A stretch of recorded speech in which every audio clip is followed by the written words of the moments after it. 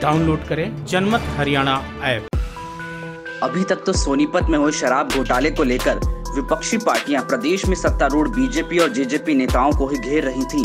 शराब घोटाला में दोनों पार्टियों के नेताओं की मिलीभगत की बात कह रही थी। सरकार पर कई तरह के गंभीर आरोप भी लगाए जा रहे थे, लेकिन अब ऐसा लगता है कि गंगा उल्टी दिशा में बहने लग गई है। शराब घोटाले को लेकर अब विपक्षी दलों में ही तलवारें खिंच गई हैं। उनमें ही आरोप प्रत्यारोप का दौर शुरू हो गया है।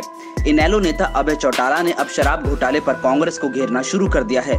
पूर्व सीएम भूपेंद्र सिंह हुड्डा अभय चौटाला के निशाने पर आ गए हैं।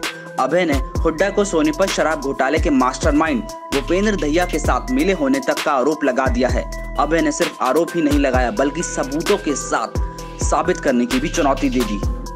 चौधरी भूपेंद्र सिंह हुड्डा जब कभी आपको मिले तो उनसे पूछना कि क्या भूपेंद्र सिंह दहिया को जानते हो?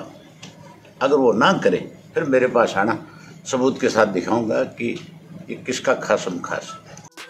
सबसे बड़ा सवाल ये है कि अभय चौटाला इस वक्त हुड्डा के खिलाफ क्यों दिखाई दे रहे हैं।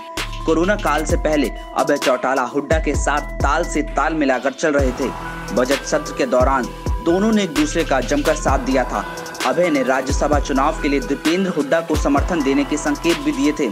अब ऐसा क्या हो गया कि वो हुड्डा को भूपेंद्र दहिया के साथ मिले होने का आरोप लगा रहे हैं? क्या वो इनेलो को कांग्रेस के विकल्प के रूप में तैयार कर रहे हैं? वैसे भी भूपेंद्र दहिया खरकौदा का रहने वाला है और खरकौदा विधानसभा क्षेत्र को हुड्डा का गढ़ माना जाता है। भूपेंद्र ने खरकौदा में एक समाज सेवी की छवि बनाई हुई थी। ऐसे में भूपेंद्र दहिया और हुड्डा के बीच मेल जोल रहा हो। हाल ही में कुछ ऐसी तस्वीरें भी सामने आई थी जिसमें दीपेंद्र हुड्डा और भूपेंद्र दहिया साथ साथ गलबैयां डाले हुए दिखाई दिए थे। ऐसा नहीं है कि अभय ने शराब घोटाले पर सरकार को बख्श दिया हो। उन्होंने घोटाले को लेकर बनाई गई एसआईटी पर भी सवाल उठा दिए। एसआईटी पर सवाल उठाने के साथ साथ रिमांड के दौरान भूपेंद्र को आए हार्ट अटैक को भी ड्रामा करार दे दिया। बहुत सारे अधिकारी ऐसे हैं जो इसमें शामिल हैं। बहुत सारे अधिकारियों के नाम जब सामने आने लगे तो उस भूपेंद्र सिंह दहिया को इसलिए ले जाके मेडिकल में एडमिट करा दिया कि इसको हार्ट की शिकायत हो। हार्ट की शिकायत उसको पहले नहीं हुई। तो जब दारू के ट्रक ले आकर के बेचा करता था तब तो कभी तकलीफ नहीं थी।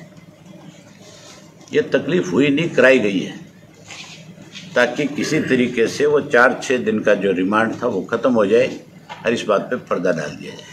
इसकी इंक्वायरी ढंग से होनी चाहिए, तभी जाकर के सारी चीज सामने आएगी।